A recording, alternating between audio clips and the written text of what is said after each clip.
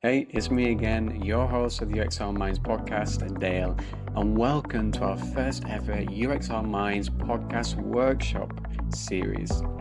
Today we're diving into one of the biggest topics shaking up the UXR world right now, or UX world in general. That is AI. Yes, you're probably thinking AI again. Well, have you ever wondered how AI is actually useful in UX research? Or if it's just another funky tech trend trying to take over? Well, you're probably not alone in wondering that question. And in this first workshop, we're joined by Caleb Sponheim from Nielsen Norman Group, and he's going to help us unpack this big question. Where is AI really useful in our work? This is part one, and it'll be followed by two more parts or two more episodes, but in this part, we'll cut through the hype and see what AI can really do to enhance our work, not replace us, don't worry. Stick around, you don't want to miss this episode, it's a belter. Sit back, enjoy, and let's get into this episode.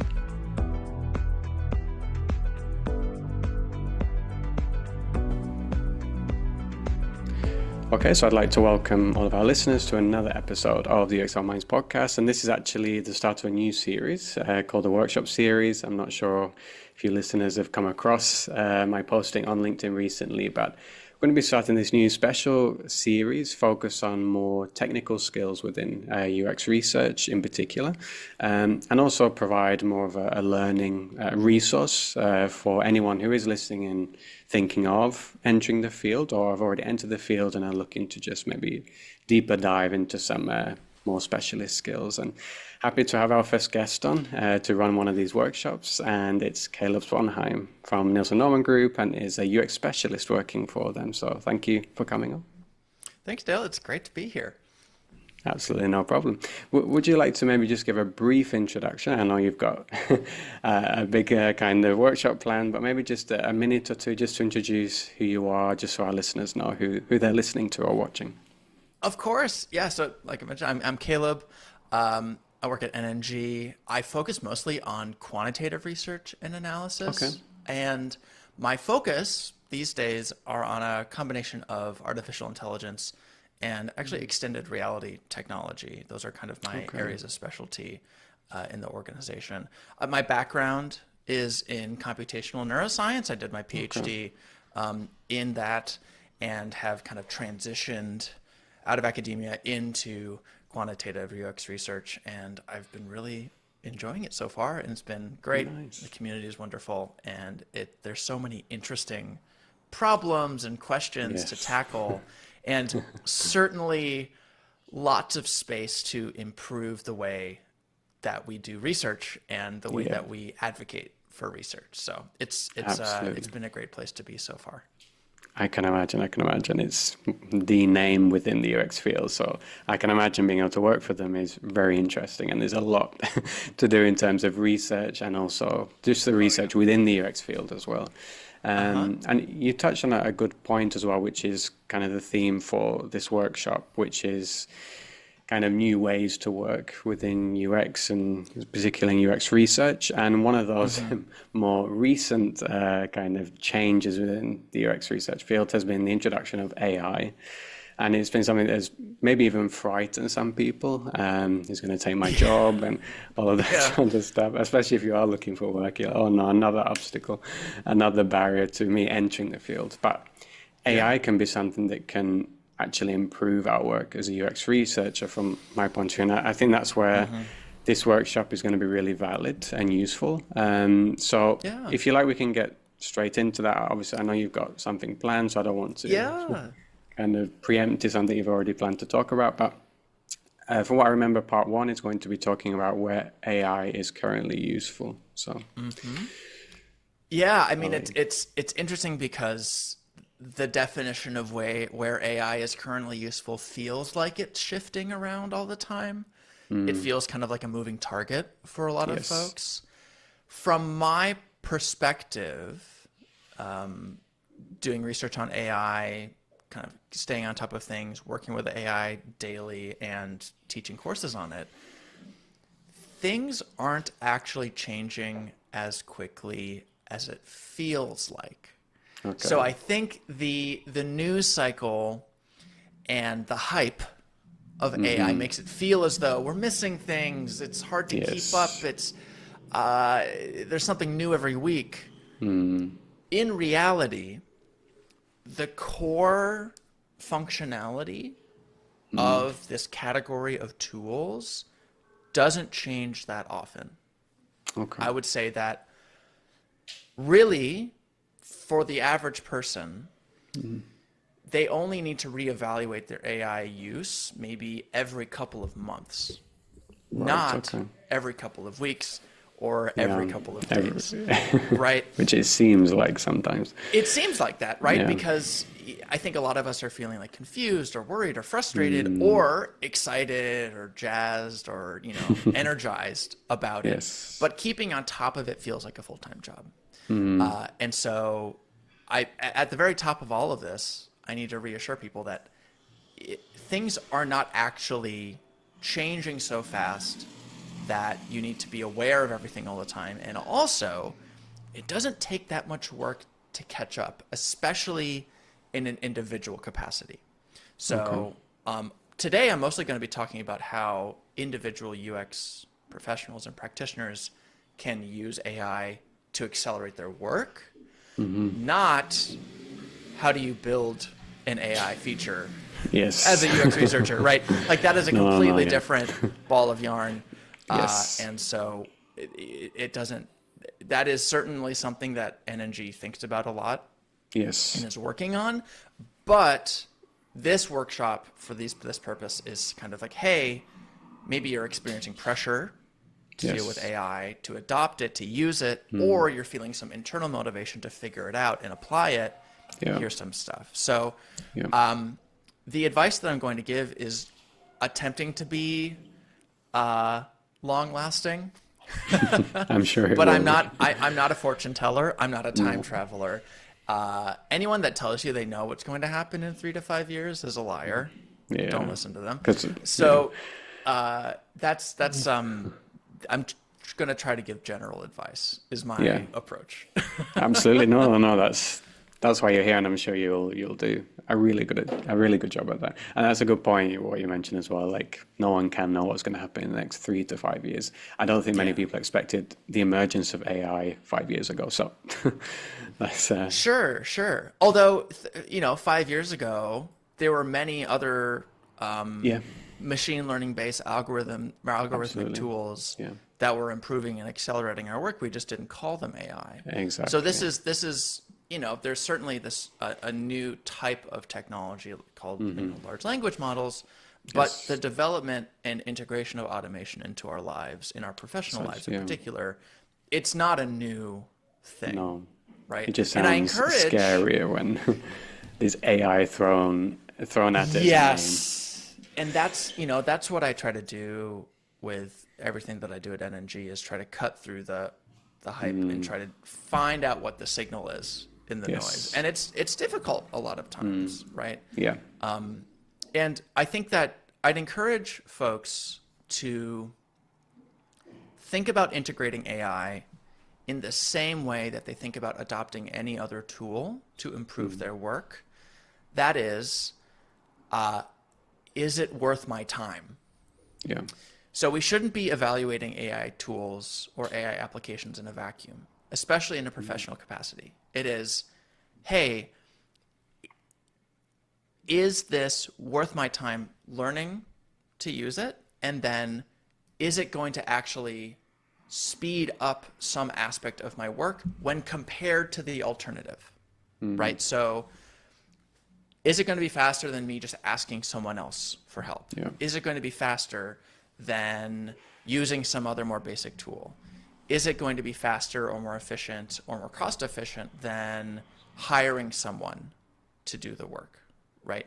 It's always a relative inclusion, especially in workflows like research or design, where we have really good tools to do research and really good tools to do design. It's not like we're clamoring for this big hole in the workflow. It's like, I can't create a vector image object. It's like, no, we can do that pretty well.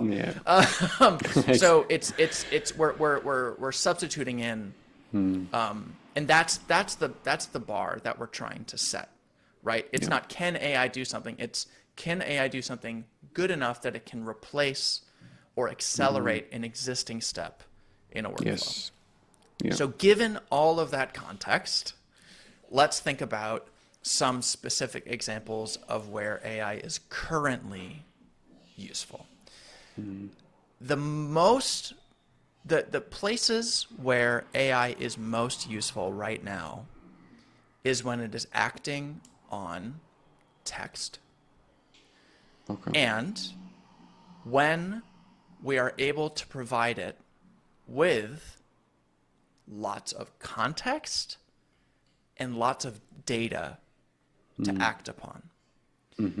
AI does the worst when it doesn't have any context and it doesn't have any examples or data to manipulate. In those cases, large language models and AI rely upon their training data to answer a question.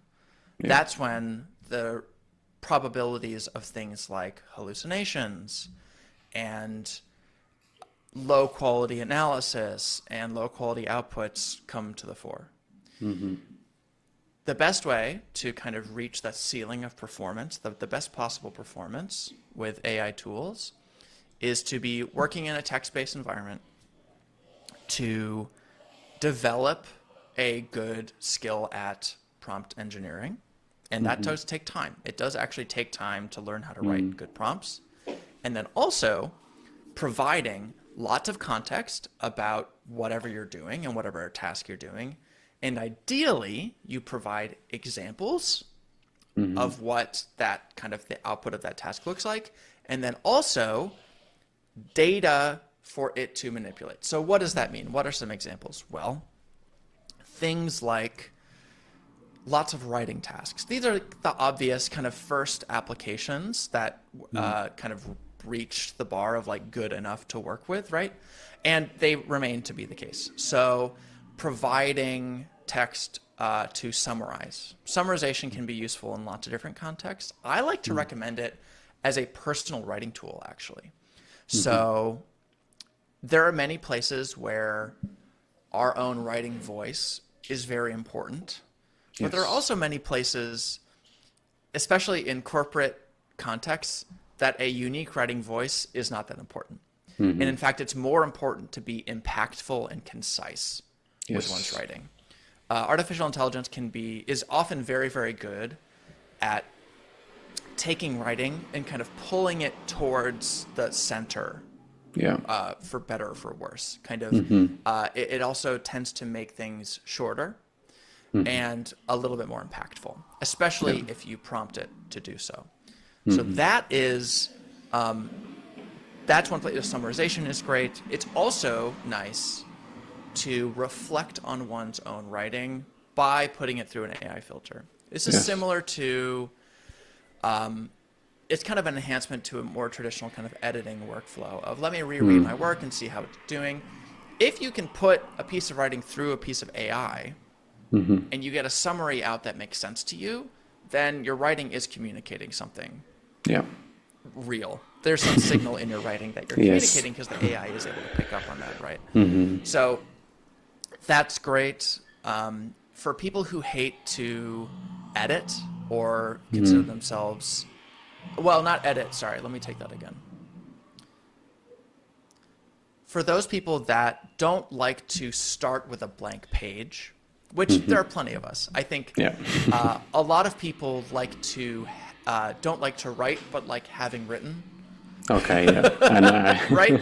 And a lot of people would prefer to edit something as opposed to start from something from scratch. Because they have something to work with, Exactly. And AI they're pretty good at taking like an outline of topics or a kind of stream of consciousness list of things that you need to write about and turning that into an initial draft of something, right? That initial draft will not be in your voice. It will not be probably very good, but Yeah. it is something to react to Yeah. and start to edit and work It's with. a frame to work with. Exactly. And if you are the type of person that prefers to edit, or maybe maybe your full-time job isn't writing and editing, you just need to do this thing. You just need to kind of fill this skill gap. AI is quite good. And Yeah. this gets to a point that I make a lot, which is we all have different skills and different responsibilities and different levels of passion for different types of activities that we do as UX practitioners. Yeah. So professional writers will not see as much benefit from AI as someone who doesn't write that often and sometimes needs to, Yeah. right? Professional researchers are not going to get as much benefit from AI as a designer who's pulled into a team and asked to conduct some research, Yes, absolutely. right? So keep in mind that the applicability and relevance of a particular AI application will vary depending on your own expertise. There's, you can think of different ways in which that's might be the case. Absolutely.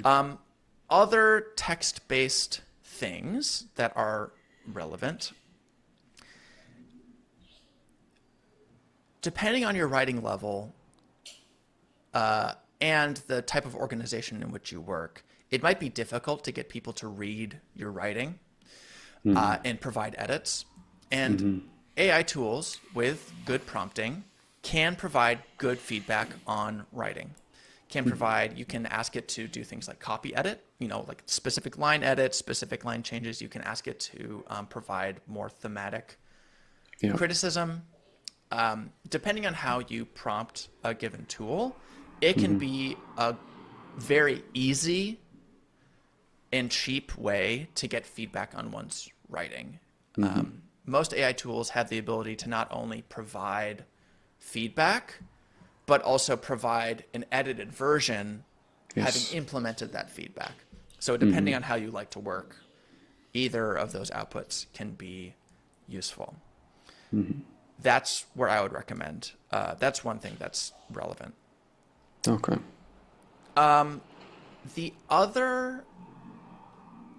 There are a couple of other text-based things that kind of fall into the umbrella of just kind of like everyday communication, right?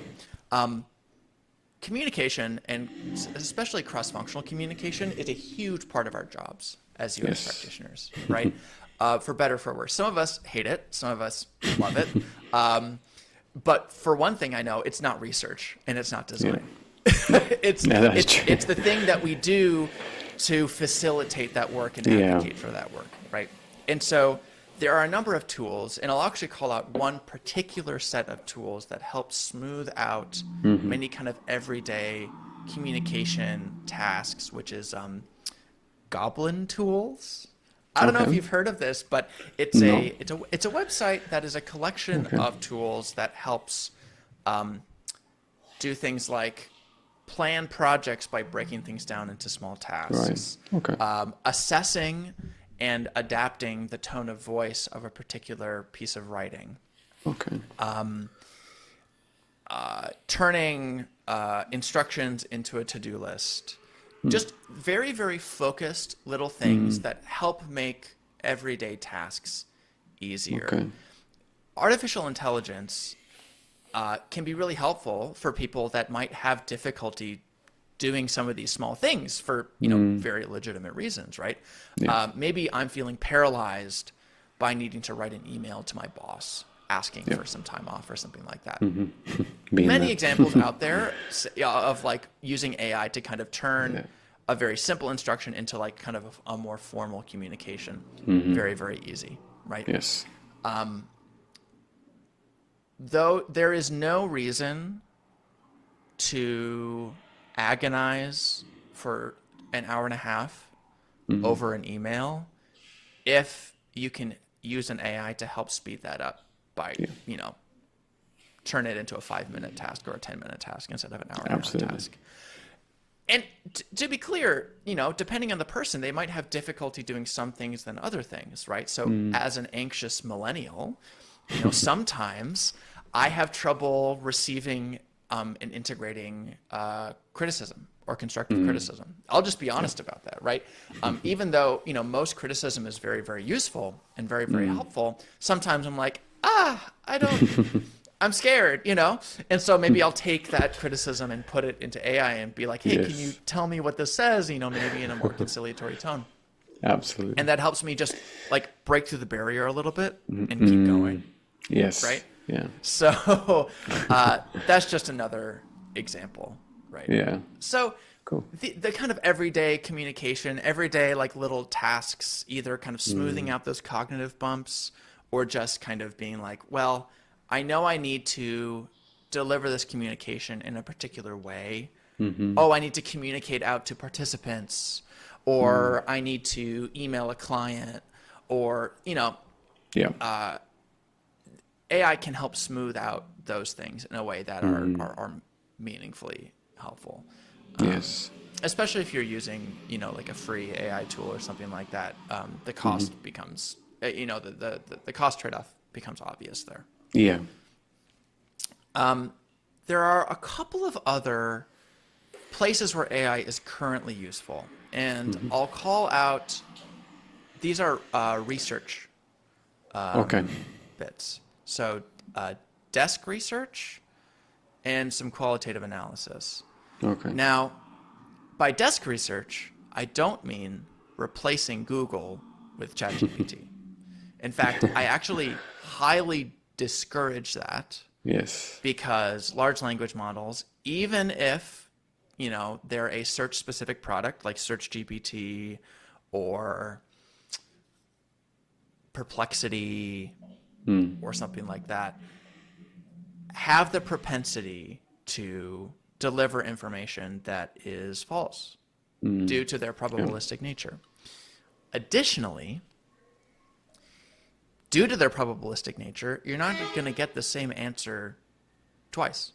Right? That's true. If you repeat a search query, you're going to get a different result. And that's not great, especially when you're engaging in a task that you don't know the answer to. If you're doing secondary research, you're inherently trying to learn something that you don't know. And so you can't verify or check or even recognize when something is true or false. Yeah, which is dangerous. Yes. Yeah, which is very, very dangerous. So for desk research, I don't recommend doing initial secondary research with AI.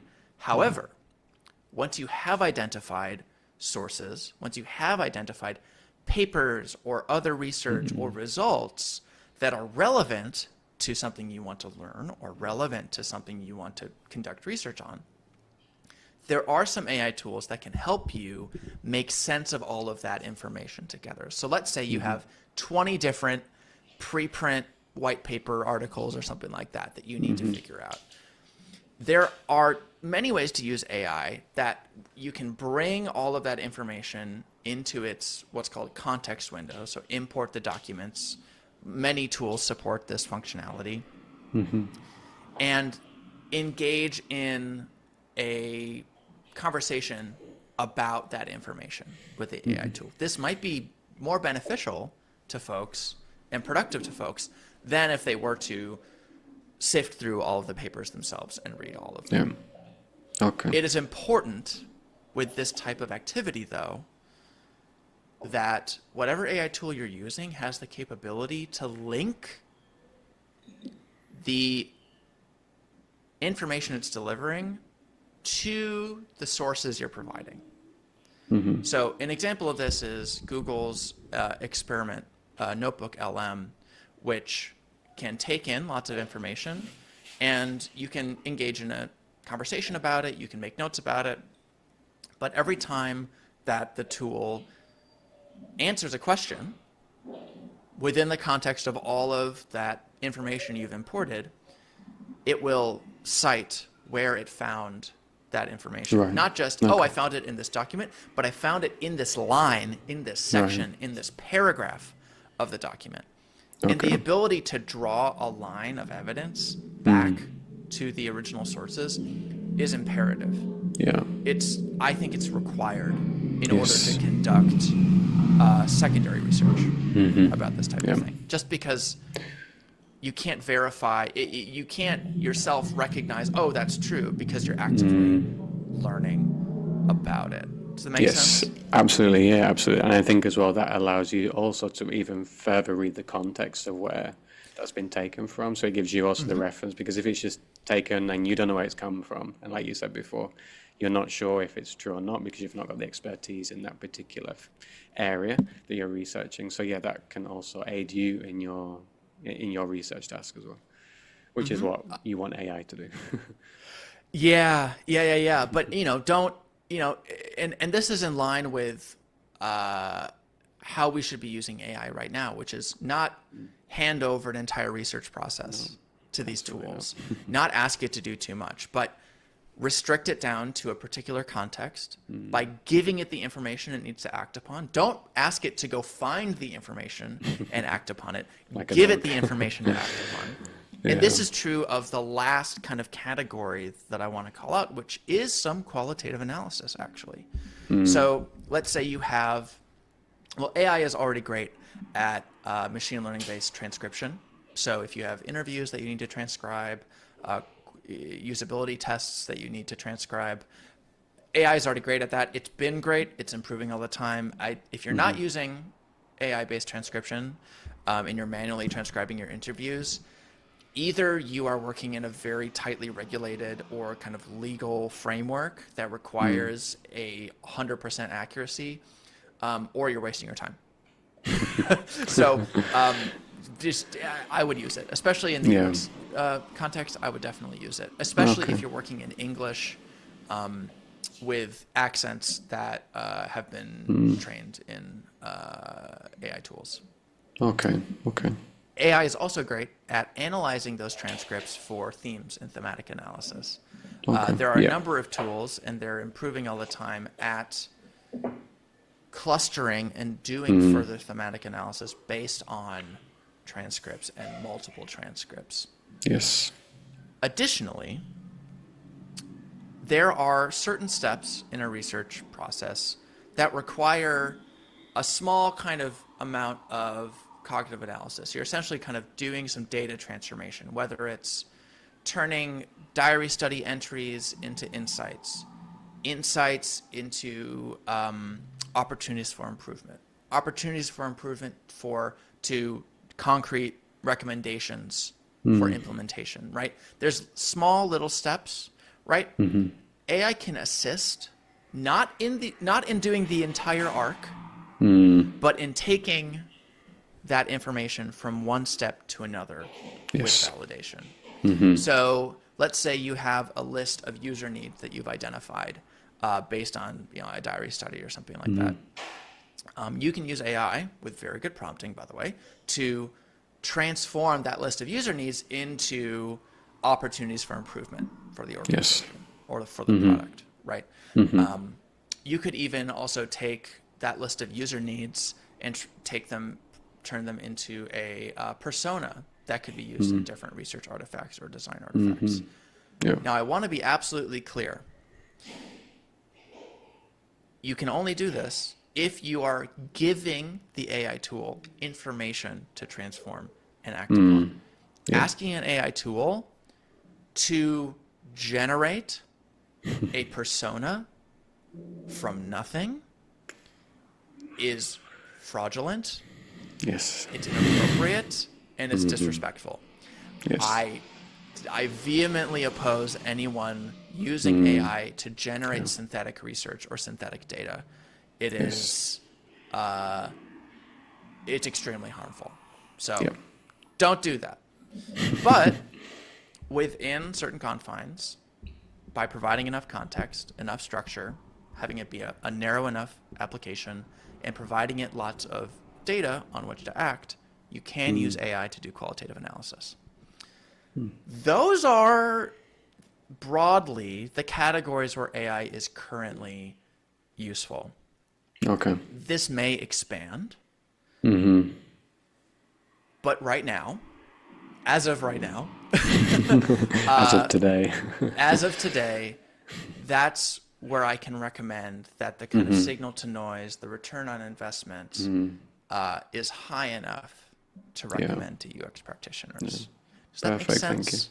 Absolutely, yeah. No, I've learned a lot as well. I think thanks for doing that as well. And like you said at the beginning, like it can be confusing as to know how much AI should be involved in our processes and what we can trust to use, etc. So I find it really beneficial. I found it really beneficial, that walkthrough, in helping to see how it can be useful in the various forms, either a research task or even just through writing, taking notes, things like that. I found it really useful. So thank you. Definitely. Well, come back for the next chapter where we're talking about how to deal with all of the pressure that you're experiencing to adopt AI, because there's ways to deal with that. Absolutely, and I think that is a nice step into this next lesson, because the last one's been good to see, as we've mentioned, how we can use it and where it can be beneficial, but now it's like you say, the pressure to implement it, maybe even areas that we don't feel comfortable with or we feel that we don't want to. So yeah, looking forward to the next one. Same.